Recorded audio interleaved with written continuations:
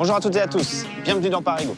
Cette semaine, je remets mon casque et mes bottes pour vous emmener au cœur de l'un des chantiers les plus controversés du futur Grand Paris Express, celui de la ligne 17. Cette gare a pourtant tout pour plaire puisqu'elle reliera à terme Saint-Denis-Pleyel au Ménil-Amnot en 25 minutes chrono via Le Bourget et la Courneuve. Mais voilà, problème, elle desservira également le triangle de Gonesse avec une gare située ici en plein milieu des champs ou encore le terminal 4 de Roissy-Charles de Gaulle dont la construction a pourtant été abandonnée en 2021. Alors le chantier de la ligne 17 sera-t-il mené à son terme? Et où en sont les travaux 2 ans avant la mise en service du premier tronçon très attendu entre Saint-Denis et Le Bourget? C'est ce que je vous propose de voir avec moi aujourd'hui. La ligne 17, c'est la promesse d'un trait d'union entre la Seine-Saint-Denis et la Seine-et-Marne. 25 km de nouvelles voies pour prolonger en quelque sorte la 14 en direction de Roissy-Charles de Gaulle. Reportage au cœur de ce chantier titanesque. Si personne ne conteste la nécessité de mieux desservir la Courneuve ou le Bourget, la partie nord de la ligne est loin de faire l'unanimité. Entre dessertes fantômes dans le Val d'Oise et doublons du côté de Roissy, Parigo vous explique tout. L'emplacement de la future gare de Gonesse est particulièrement controversé. Imaginée pour desservir Europa City, elle se retrouve désormais au milieu de nulle part ou presque. Entretien avec l'un des principaux opposants. Alors la ligne 17 est-elle en danger? La Société des grands projets tient le cap, mais a finalement décidé de ne construire que 8 gares sur les 9 prévues. C'est une exclue Parigo. Le président de la SGP est notre invité.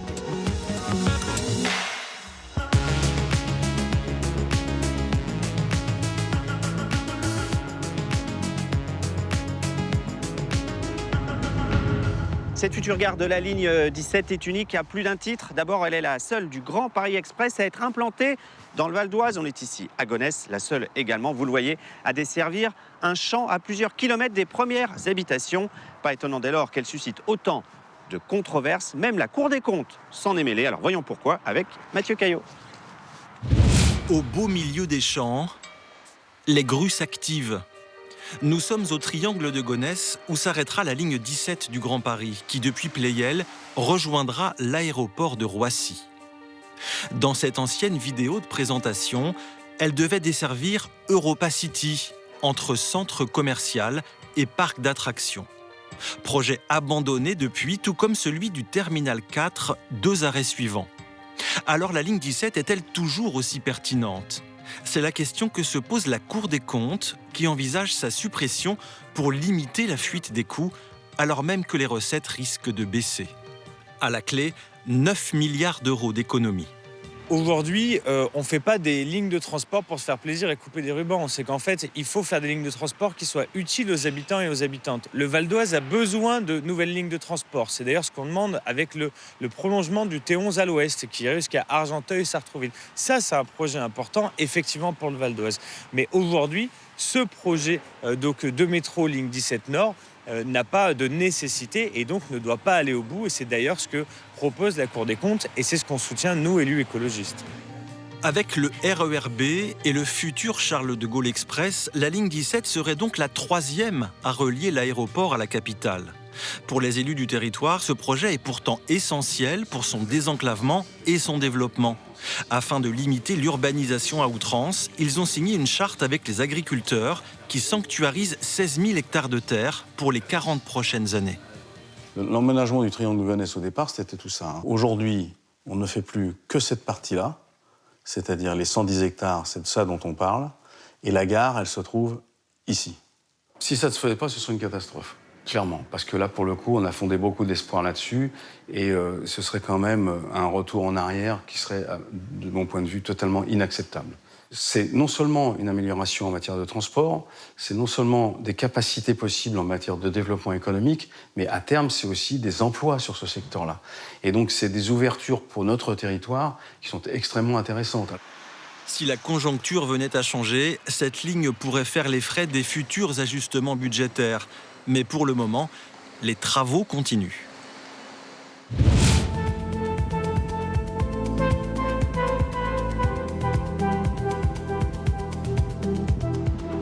On se retrouve à Gonesse avec vous, Bernard Loup. Bonjour. Bonjour. Vous êtes président du collectif pour le triangle de Gonesse et vous êtes un opposant de longue date à cette ligne 17, en tout cas pour sa partie nord. Alors j'imagine que ce rapport de la Cour des comptes dont on vient de parler dans le reportage, qui s'interroge très clairement sur la rentabilité de cette ligne 17, c'est du pain béni pour vous. Oui, ça fait déjà un moment que la Cour des comptes préconisait à la Société du Grand Paris de modifier le périmètre du projet. Le calendrier a été modifié, mais pas le périmètre. Et on est bien ici, à l'endroit où le périmètre doit être modifié. Et la Cour des comptes l'a redit. Elle explique là que si on arrête, alors que l'on voit que le chantier a quand même bien avancé, toute la partie souterraine a fait, si on arrête dès maintenant, on économiserait jusqu'à 9 milliards 6. Alors effectivement, d'arrêter le chantier, ça permettrait d'économiser 9 milliards d'euros, mais est-ce qu'il n'est pas quand même trop tard pour tout arrêter? On le voit à côté de nous, les travaux ont démarré. Il y a quand même déjà 1,5 milliard d'argent public qui ont été engagés et 15 km de tunnels qui ont été creusés. Il n'est jamais trop tard pour prendre les bonnes décisions. Cette ligne pouvait se justifier, mais considérez qu'on va être avec cette ligne 17 Nord, le premier aéroport au monde, Cocorico, à avoir 3 lignes de train pour le desservir. Aujourd'hui, il y a le RERB, et à terme, il y aura le Charles de Gaulle Express et la 17. Le RERB, argent public. Le CDG Express, argent public. La ligne 17 Nord, argent public. C'est quoi ça? Il y a une ligne de trop, c'est la ligne 17 Nord. Alors parlons à présent du cas précis de cette gare qui est en construction juste derrière nous, celle de Gonesse. À l'origine, elle devait desservir Europa City, ce méga complexe culturel et urbain qui a été annulé en 2019. Est-ce que finalement, c'était pas à l'époque de cette annulation qu'il aurait fallu décaler cette gare du côté de Gonesse, dans le cœur urbain, à 6 km d'ici? Si ça avait été possible, il l'aurait fait. Ce n'est pas possible. C'est la gare du RERD qu'il faut améliorer. Cette gare, elle est dans les champs. Elle restera dans les champs. Et ce n'est pas la baptisant. Ils l'ont rebaptisée. C'était la gare du Triangle de Gonesse. Maintenant, ils l'appellent gare de Gonesse. Ce n'est pas la gare de Gonesse. Désolé. Alors l'une de vos craintes aussi, c'est que bien tous ces champs qu'on voit autour de nous, ce triangle de Gonesse avec cette terre si fertile, soit finalement donné aux promoteurs. Mais est-ce que vous n'avez pas été rassuré par ces dernières annonces sur les 700 hectares du triangle de Gonesse? Finalement, 110 seulement seront aménagés et 400 seront totalement préservés pour l'agriculture. 110, en plein milieu des 600 à 700 hectares, on met en plein milieu. Des champs au sud, des champs au nord, en plein milieu, on coupe tout l'intérêt de cet espace agricole. C'est détruire cet espace agricole que de maintenir ces 110 hectares où il n'y a rien. Et pour justifier la gare, on y met une cité scolaire avec internat, sous le bruit des avions, au plus près des pistes, à 6 km où habitent les jeunes. On prend les jeunes en otage. On a refusé de mettre une prison à Goussainville dans la même configuration, et à juste raison. Le site de Goussainville n'était pas adapté pour mettre une prison, comme celui-ci n'est pas adapté pour mettre une cité scolaire avec un internat. Merci beaucoup Bernard Loup pour toutes ces précisions. Effectivement, cette gare de Gonesse est en train de sortir de terre, vous le voyez juste à côté de moi. Et ce n'est pas la seule, car les travaux, malgré les controverses, continuent sur cette ligne 17. Voyons comment avec Florian Olivier. C'est l'une des 9 gares de la future ligne, celle du Bourget Aéroport. Elle verra le jour sur cette zone aéronautique près du musée de l'air et de l'espace. Le bâtiment extérieur sortira de terre en janvier 2025. En attendant, à l'intérieur de la gare, les espaces commencent à prendre forme. Nous sommes dans les espaces voyageurs de la gare du Bourget Aéroport. Donc les voyageurs arriveront par l'escalier hélicoïdal. Au centre de cet escalier, nous aurons des escaliers mécaniques.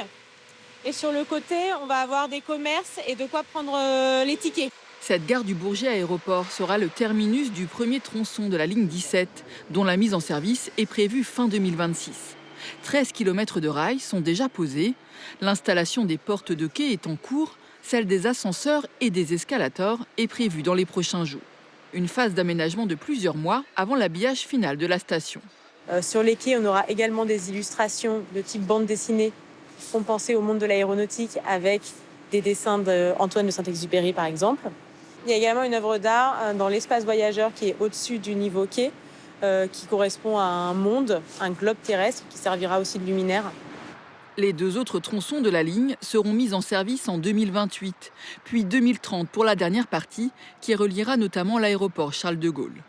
Pour faire fonctionner les lignes 16 et 17, un centre d'exploitation a été construit à Aulnay-sous-Bois sur l'ancien site de PSA. Les gros chantiers d'infrastructure sont terminés. Restent quelques étapes importantes avant la mise en service. Là, aujourd'hui, on est dans une phase d'installation de l'ensemble des sous-systèmes. Donc c'est la voie, c'est la caténaire et c'est aussi l'ensemble des équipements qui permettent de faire circuler les trains, d'alimenter les trains et de superviser la circulation des trains. Un lieu stratégique qui comprendra un poste de commandement centralisé et qui permettra également d'entretenir les infrastructures et les rames. On est d'ailleurs ici à l'intérieur du futur atelier de maintenance des trains. On a derrière nous 5 voies qui permettront de maintenir, c'est-à-dire réparer, entretenir des éléments qui constituent le train. Par exemple, changer une vitre, par exemple, changer un élément de climatisation. Les essais pour le premier tronçon de la ligne 17 sont prévus à l'été 2025. 170 000 passagers quotidiens sont attendus sur cette ligne à l'horizon 2030.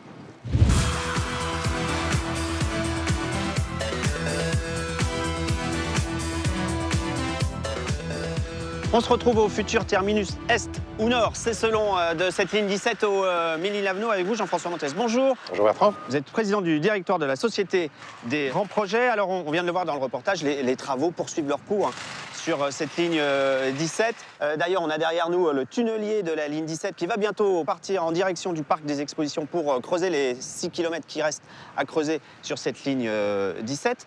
Et j'ai envie de vous dire, il continue ses travaux malgré les controverses qui sont très nombreuses par rapport à l'utilité de cette ligne 17. Est-ce que vous n'êtes pas un petit peu jusqu'au boutiste? On est tout à fait jusqu'au boutiste puisqu'on a envie de rendre service aux gens. Et ça, je dirais, c'est un mot d'ordre pour l'intégralité du Grand Paris Express. Ligne 17 comprise. Toute controverse est utile, toute opposition est intéressante et mérite d'être analysée. Simplement, il me semble que sur ces sujets, il y a aussi des choses qui sont dites qui ne sont pas exactes. Alors, prenons des faits, là, pour le coup, sur les 5 gares de cette ligne 17 côté nord, au-delà du tronçon commun avec la ligne 16, il y a 5 gares, donc 2 d'entre elles vont desservir des projets qui ne verront jamais le jour, Europa City ou le T4 à l'aéroport de Roissy, juste à côté d'ici. 2 sont déjà desservis par le RERB. Et une 5e gare, ici, on est à l'emplacement de cette 5e gare du Ménil-Avenue, qui va avoir seulement 5000 voyageurs par jour. Ça vous interpelle pas un petit peu quand même?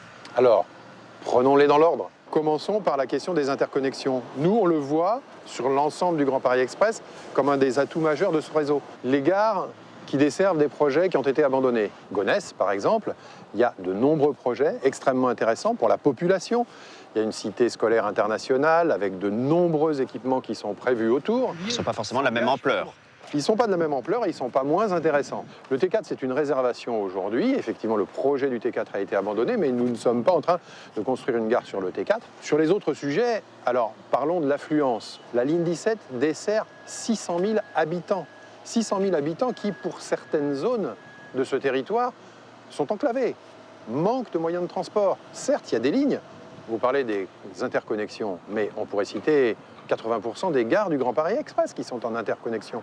Heureusement, c'est à ça que ça sert. C'est un réseau, je le rappelle, circulaire qui a vocation à irriguer un réseau déjà existant en radial et en démultiplier l'intérêt. Et du coup, est-ce que ça veut dire qu'il était de toute façon trop tard pour faire marche arrière, puisqu'on a déjà engagé 1,5 milliard sur cette ligne, sur ces travaux, et qu'on a déjà creusé 15 km de tunnel? Oui, mais Bertrand, je ne présenterai vraiment pas les choses comme ça. C'est pas parce que c'est trop tard qu'il faut qu'on continue. Il faut qu'on continue parce que ça va apporter énormément à ce territoire. Est-ce que le calendrier, c'est celui aussi qui avait été prévu? Puisqu'il y a déjà eu un décalage, puisque normalement le premier tronçon devait être ouvert pour les Jeux Olympiques en 2024 jusqu'au Bourget. Ça ne sera pas le cas, ça sera en 2026. Pour les tronçons suivants, 2026, 2028, 2030, on tient ce calendrier?